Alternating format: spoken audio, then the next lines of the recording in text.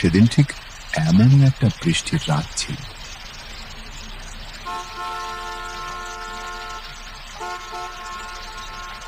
একটা ছোট চায়ের দোকান, চারপাশে হালকা অন্ধকার, ভেতরে হলুদ আলো জ্বলছে আর গরম চায়ের ধোঁয়া ধীরে ধীরে উঠছে। দোকানে বসেছিল 4 জন বন্ধু, রাহুল, সাগর, টিটু আর অর্ণব।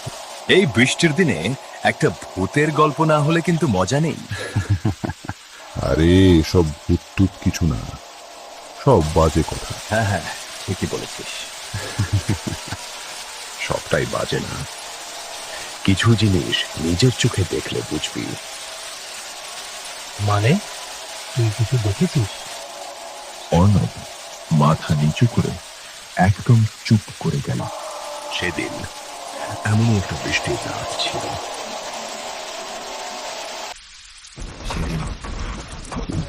এমনই একটা বৃষ্টির রাত ছিল।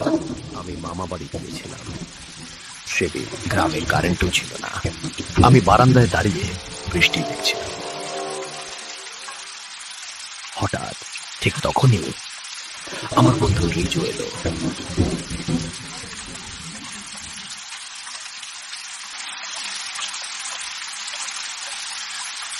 কিরে সায়ন, বৃষ্টিতে বাইরে কি করছিস? ভাইচা, এই বৃষ্টির দিনে চা খেয়ে আসি। আমরা দুজন ছাতা নিয়ে বেরোলাম।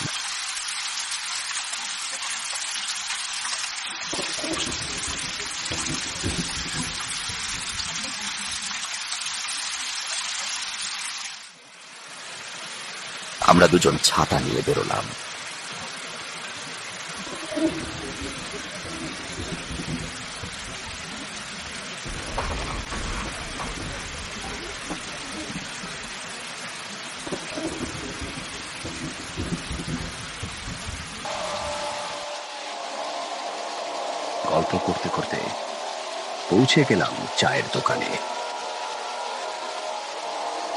ওই রামু কাকা, দাও দাও 2 কাপ চা দাও তো। তোমার হাতের চা খাওয়াবো বলে নিয়ে এলাম ব্যাংক থেকে। হ্যাঁ হ্যাঁ, বস দিচ্ছি। আমরা আমাদের মতো গল্প করতে থাকলাম। ঠিক তখনই একজন অদ্ভুত বৃদ্ধ লোক দোকানে ঢুকলো।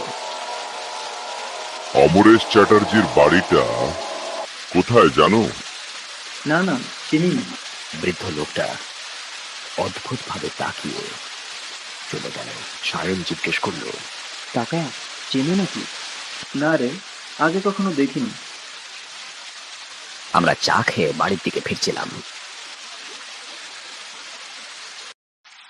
হঠাৎ দেখি সেই বৃদ্ধ লোকটা আমাদের ঠিক সামনে দাঁড়িয়ে। আপনি এখানে? একটা ছাতাও নেননি কেন? আমার বাড়িটা খুঁজে পাচ্ছি না। আপনি তাকে খুঁজছেন? অমরেশ চ্যাটার্জি। সায়ন থমকে গেল। ওটা আমার দাদুর নাম, কিন্তু তিনি তো অনেক আগেই মারা গেছেন। এক ঝলক আলোয় দেখলাম বৃদ্ধ লোকটি হঠাৎ পাল্টাতে থাকলো, আর পাটাও মাটিতে ছিল না। আমরা দৌড় দিলুম।